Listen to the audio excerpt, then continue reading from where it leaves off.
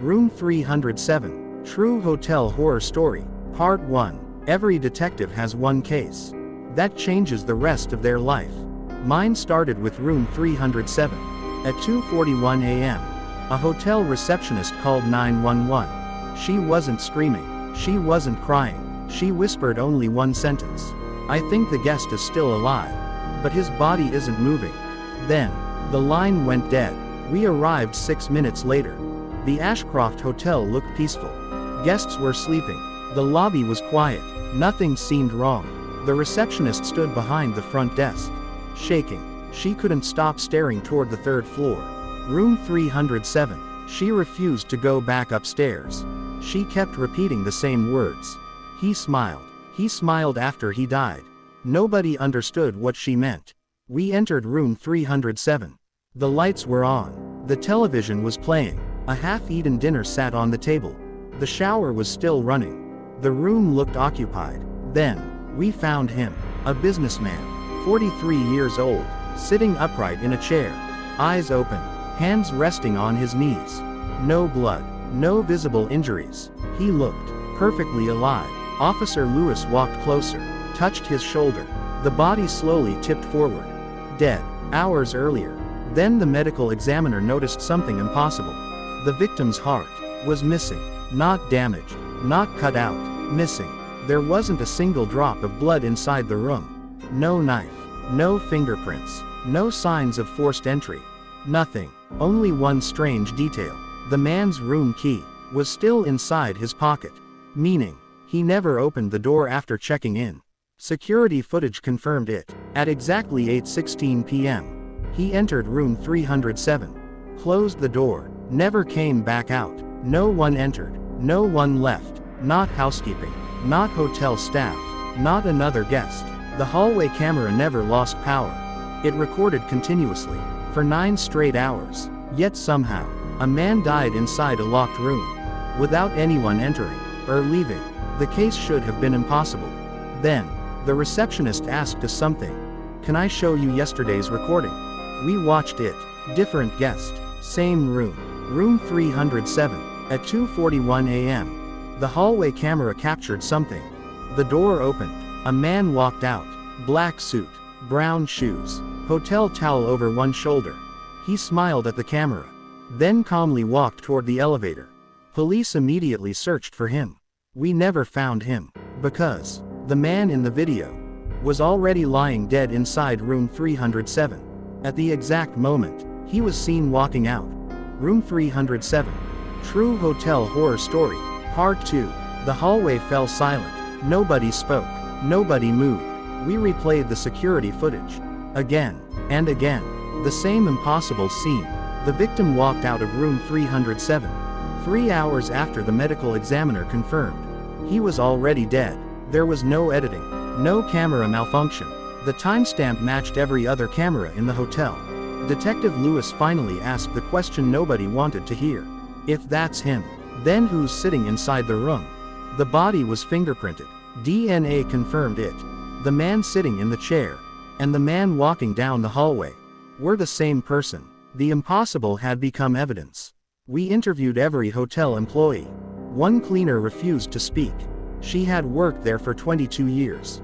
Finally, she whispered, "They always leave after they die." I asked her what she meant. She pointed toward room 307. "They don't kill people immediately. They watch them first." Every detective in the room looked confused. She slowly nodded. "They're inside the hotel." She refused to say anything else. Instead, she handed me a small notebook. Inside were names. 23 names. Every one of them had disappeared from room 307. Not one body had ever been found. Until tonight. This businessman was the first. Then I noticed something. Every victim had checked into the hotel alone. No family, no friends, no visitors, nobody who would immediately report them missing. That couldn't be a coincidence. We searched room 307 again. Every wall, every ceiling panel, every air vent. Nothing. Then Officer Miller noticed a tiny scratch behind the wardrobe. We moved it. Hidden behind the wallpaper was a steel door. No handle, no lock, only a fingerprint scanner. There was no electricity connected to it. Yet, the scanner suddenly lit up. Green. Click. The door unlocked by itself. Behind it was a narrow concrete staircase, leading downward, much deeper than the hotel's basement should have been. The building had only one underground level, yet the stairs kept going. 20 steps, 30, 40. The air became colder. The smell changed. Not mold, not dust, something metallic, like fresh blood. Halfway down, Officer Lewis stopped. He pointed his flashlight toward the wall. Someone had carved hundreds of names into the concrete. Every name matched the missing guest list. The final name had been carved only hours earlier. It belonged to tonight's victim. Then, at the very bottom of the staircase, we heard someone humming, slowly, calmly, like they knew we were coming. Room 307. True Hotel Horror Story, Part 3. The humming stopped. Every officer froze. Officer Lewis slowly raised his flashlight. The beam reached the bottom of the staircase. Nobody, only another steel door. This one, already open. We stepped inside. The room was enormous. Concrete walls, old surveillance monitors, hundreds of them. Every monitor showed a different hotel room. Not just room 307. Every room, every hallway, every elevator. Someone had been watching every guest. For years, the recordings stretched back decades. Shelves filled with videotapes, thousands of them. Each tape carried only one number. A room number, 307, appeared hundreds of times. Officer Miller picked up the newest tape. Today's date. He inserted it into an old player. The recording began.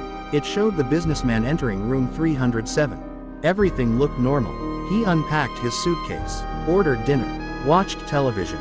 Then, exactly 2:11 a.m., someone knocked. 3 slow knocks. Knock, knock, knock. The businessman walked toward the door, opened it. Nobody. He looked into the hallway. Empty. As he turned back, a man quietly stepped out from behind the bathroom door. None of us had seen him enter. Black suit, black gloves, expressionless. He moved without making a sound. Within seconds, he wrapped a thin wire around the businessman's neck. No struggle, no scream, only silence. The victim collapsed, dead. The killer calmly removed the wire, adjusted the victim's clothes, placed him in the chair. Then, he looked directly into the hidden camera and smiled. Officer Lewis paused the video. We finally have him. But we didn't. The killer's face wasn't visible anymore. The image had become blurred. Not because of poor quality. His face simply wasn't there. Every frame where his face should have appeared was distorted, as if the camera refused to record it. Then Officer Miller noticed something else. Keep watching. The recording continued. 3 hours later, the dead businessman slowly stood up, opened the door, walked into the hallway, exactly like the security footage. Nobody in the room spoke, because the killer never came back. The corpse walked out by itself. Then every monitor inside the surveillance room turned on. At the same time, hundreds of hotel rooms, hundreds of empty beds, except one. Room 307. Someone was sitting in the chair again, waiting, looking directly into the camera. It wasn't the businessman anymore. It was Officer Lewis. Room 307. True Hotel Horror Story, Part 4. Nobody breathed. Officer Lewis was standing beside me. Yet every monitor clearly showed him sitting inside room 307. He slowly looked at us. Then, he smiled. Officer Miller immediately ran upstairs. The rest of us followed. We reached room 307 in less than a minute. The door was still locked. Lewis unlocked it himself. The room was empty. No chair, no body, nothing. Exactly as we had left it. Officer Miller checked his watch. 3:18 a.m. Then, a loud crash echoed from the surveillance room below. We sprinted back downstairs. Every monitor had gone black, except one. Room 307. The camera now showed us standing inside the surveillance room, watching the monitors. It was a live feed. But something wasn't right. The people on the screen were moving differently. Officer Lewis hadn't raised his flashlight. On the monitor, he had. Officer Miller looked behind him. On the monitor, he didn't. Almost 5 seconds later, his movement matched. The cameras weren't showing the present. They were showing the future. Exactly 5 seconds ahead. We tested it again.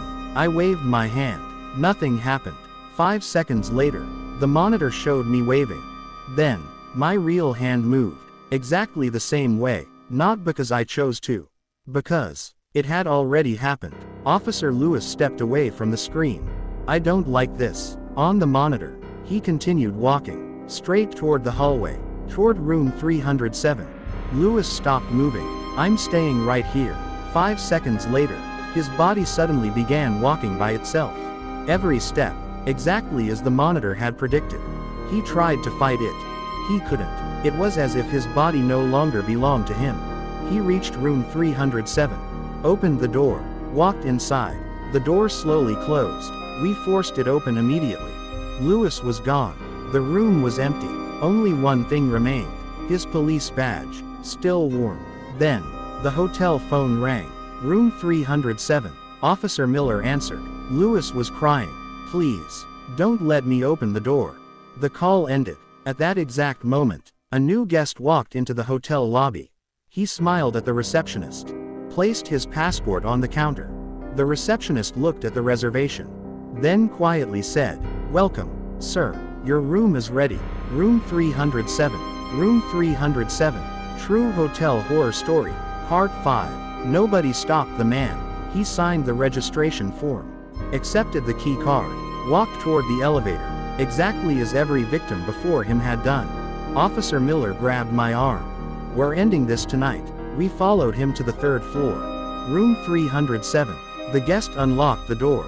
Stepped inside. Before the door could close, we forced our way in. The guest screamed, What are you doing? We searched every corner. Nothing. No killer. No hidden passage. No steel staircase. No surveillance room. It was gone. Exactly as if it had never existed. Then, the bathroom mirror fogged up. One sentence slowly appeared. Look under the bed. Officer Miller knelt down. His flashlight revealed something wrapped in black plastic. He pulled it out. A human skeleton. Still wearing an old hotel employee name tag. The name read, Daniel Cross, Maintenance Supervisor. Missing since 1989. The hotel manager turned pale. I knew him. He disappeared. During renovations, the forensic team arrived. They broke open the concrete beneath the floor. What they uncovered shocked everyone. A hidden chamber. Dozens of bodies. Every missing guest from room 307. Preserved in the darkness. Each victim. Missing one organ. Their hearts. Every single one. But there was something even worse. A narrow chair. Facing hundreds of television monitors. On the wall, thousands of photographs. Every victim. Every detective. Every police officer. Every hotel employee. Everyone who had ever entered room 307. At the center, one final photograph. Taken only minutes earlier. It showed all of us standing inside the hidden chamber. Smiling. None of us remembered anyone taking it. The investigation lasted 14 months. DNA from the skeleton matched Daniel Cross. He had murdered at least 24 guests. He watched them through hidden passages, learning their routines for days before killing them. After each murder, he used makeup, their clothes, their room key, and walked past the hallway cameras pretending to be the victim. That solved one mystery, but not the biggest one. Daniel Cross died in 1989, 36 years before the latest murder. So, who killed the businessman? 3 months later, the Ashcroft Hotel was demolished. Workers removed every wall, every floor, every pipe. No hidden passages, no surveillance room, no underground chamber, nothing. It was as if the entire place had erased itself. The case was officially closed. Unknown offender. 6 months later, I checked into a hotel in another state. The receptionist smiled. She handed me a key card. I looked down. Room 307. I laughed. There must be some mistake. She looked confused. No, detective, you requested this room. I've never stayed here before. She smiled. Then quietly replied, No, you always do. The elevator doors opened. I don't remember stepping inside. But the security camera did. It recorded me, walking calmly toward room 307. Smiling. Exactly like every victim before me. That was the last time anyone ever saw Detective Harris.